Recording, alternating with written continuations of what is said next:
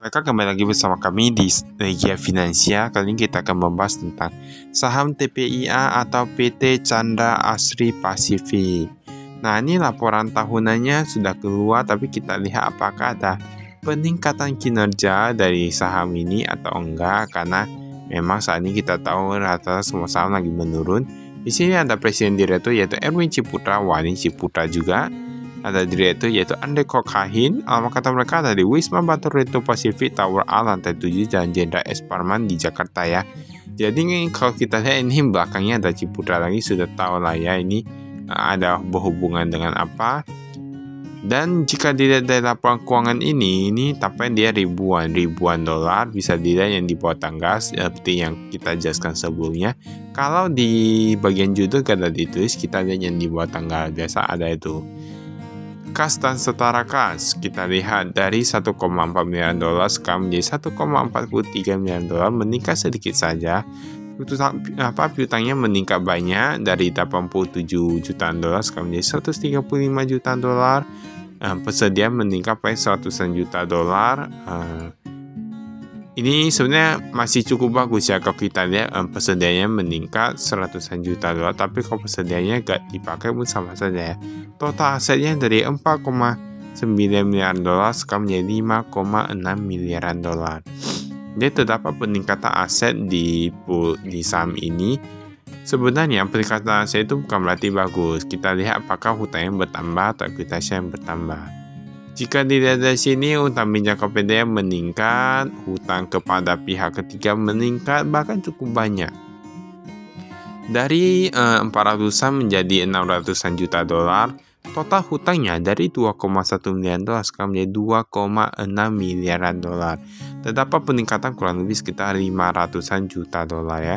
500-an juta dolar itu sebenarnya jumlahnya menurut kami cukup banyak sih.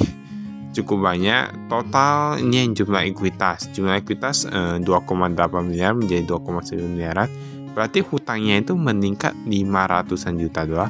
Ekuitasnya hanya meningkat kurang lebih 100-an juta dolar saja. Artinya apa? Sama aja ya. Berarti kan sama aja. Walaupun asetnya meningkat, ternyata hutangnya meningkat. Ini pendapatan kalau kita lihat ini pun menurun. 2,3 menjadi 2,1 miliaran. Laba ruginya, ini ruginya dulu 149 jutaan dolar, sekarang menjadi 31 jutaan dolar.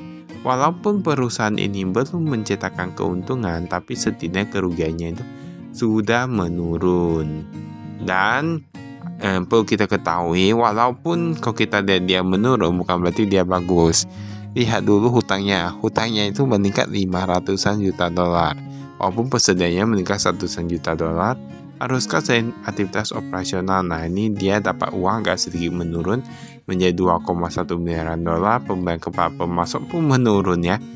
Tampaknya walaupun persediaan meningkat, dia bayar kepada pemasok malah menurun. Nah, ini bukti mungkin memang betul penjualannya menurun. Dia bayar kepada pemasok paling 1,9an gitu. Di sini ada penerimaan bunga meningkat hampir 3 kali lipat gitu ya. Dari 18 jutaan dolar sekarang menjadi 60 jutaan dolar. Ini ada dewan komisaris. Nah, ini ada bintangnya, mungkin ada keterangan di bawahnya. Presiden komisaris ada itu Joko Suyanto, kalau ada wakil presiden komisaris Tang Ekya, ada komisaris, ada dan lain-lain. Ini ada presiden direktur juga, ada Erwin Ciputra, wakil presiden. Kalau kita lihat dari sini ya, ini perusahaannya entah mengapa direkturnya ini cukup banyak. Direktur cukup banyak, komisaris cukup banyak. Ini tampaknya entah yang perusahaannya besar kali atau gimana ya. Tapi gak tahu lah, itu kan tergantung masing-masing. Walaupun mereka memiliki banyak direktur, banyak komisaris, tapi sekarang kalau kita lihat masih dalam posisi rugi ya. Dan kami banyak sekali menemukan perusahaan yang komisaris ataupun jumlah direkturnya itu sedikit, tapi labanya itu masih menguntungkan, masih menghasilkan laba. Nah, ini yang perlu kita lihat kinerjanya itu gimana.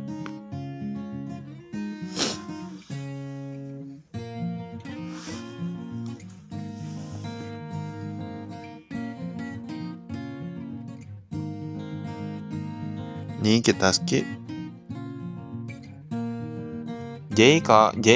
Satu kesimpulan yang dapat kita simpulkan yaitu banyak direktur ataupun banyak top management tidak memastikan sebuah perusahaan itu bisa menjadi menguntungkan. Banyak kinerja yang bisa menjadi sangat bagus. Nah, itu tidak berpengaruh ya, karena memang bisa saja direkturnya itu kinerjanya kan nggak ada yang tahu. Ini kalau kita lihat ini ada kasnya. Kasnya itu total dari 600-an juta dolar sekarang menjadi 800-an juta dolar. Oke, sedikit meningkat.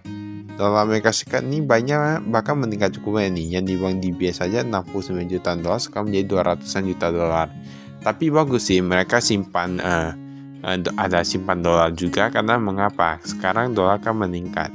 Nah, itu berarti kan mereka ada cukup mendapatkan sedikit siklus dari sana. Lalu ada deposito berjangka, ini ada yang rupiah dan dolar. Kalau dolar ini ada yang berkurang dan ada yang meningkat. Maka jumlah ini agak sedikit berkurang ya. Dari 800-an juta dolar sekarang menjadi 600-an juta dolar. Kalau kita lihat dari piutang usaha, di sini ada pihak berelasi, ada pihak ketiga. Pihak berelasi sedikit meningkat dari 17 juta dolar sekarang menjadi 18 juta dolar.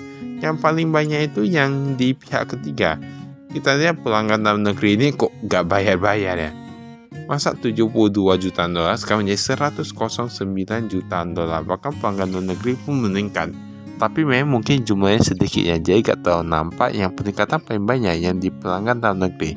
Kita lihat dulu sebenarnya itu dia cash flow-nya itu gimana. Apakah memang mereka bayarnya itu agak lama atau gimana? Seharusnya nanti ada disebutkan sih untuk yang jangka waktunya. Ini berdasarkan pelanggan kita lihat yang pihak berhasil ada PT Sintetik Rubber Indonesia, ada PT Nusantara Polymer Solution dan lain-lain. Nah, ada berdasarkan mata uang juga untung. Nah, ini yang rupiah ya, karena memang dia dalam negeri itu lebih banyak, jadi dia memang rupiahnya itu lebih banyak. Kalau US dollar ini kan dia yang luar negeri ya, tapi agak sedikit.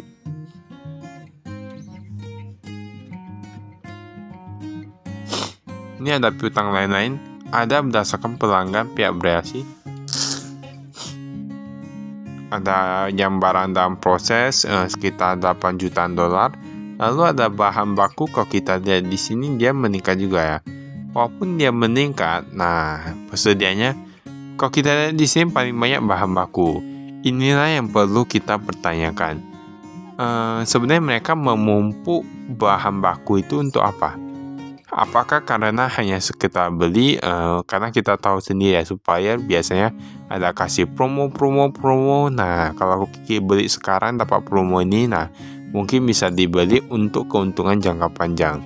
Jadi perlu dilihat juga. Tapi kalau persediaan itu semakin banyak tapi gak ada penjualan kan sama saja. Tapi semoga ini menjadi lebih baik.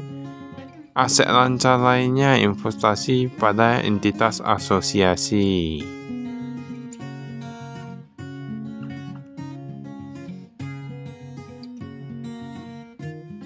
Nah, kalau kita lihat ini aset tetapnya ya.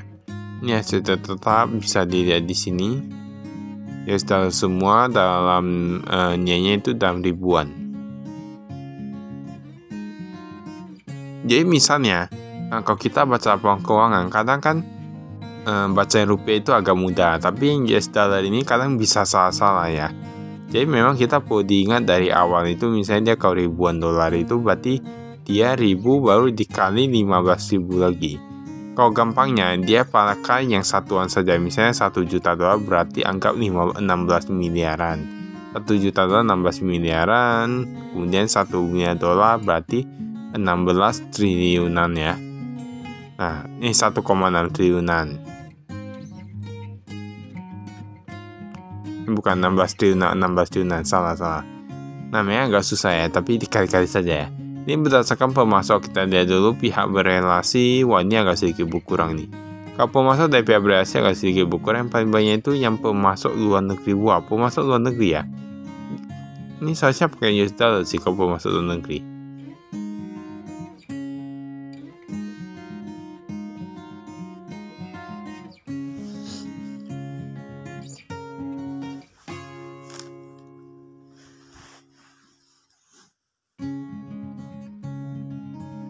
Tapi semoga saja nanti kedepannya TPIA ini bisa menjadi menguntungkannya.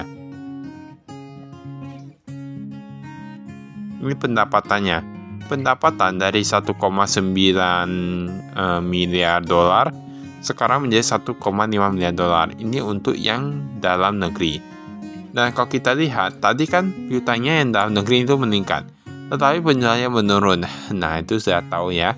Berarti apa? Ini penjualan luar negeri ini dari 400-an juta dolar sekarang menjadi 600-an juta dolar. Tapi setidaknya tidak meningkat lah, masih cukup oke.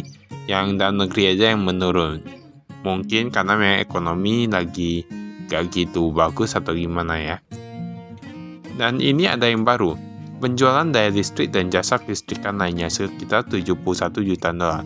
Nah, ini sebenarnya cukup bagus, dimana ketika sebuah penjualan itu sudah menurun, kita bisa mencari sumber pendapatan lainnya.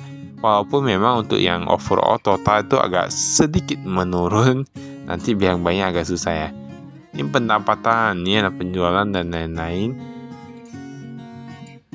Tapi memang di industri kimia ini kayaknya hanya beberapa perusahaan itu yang kalau besar itu bisa mendapatkan keuntungan.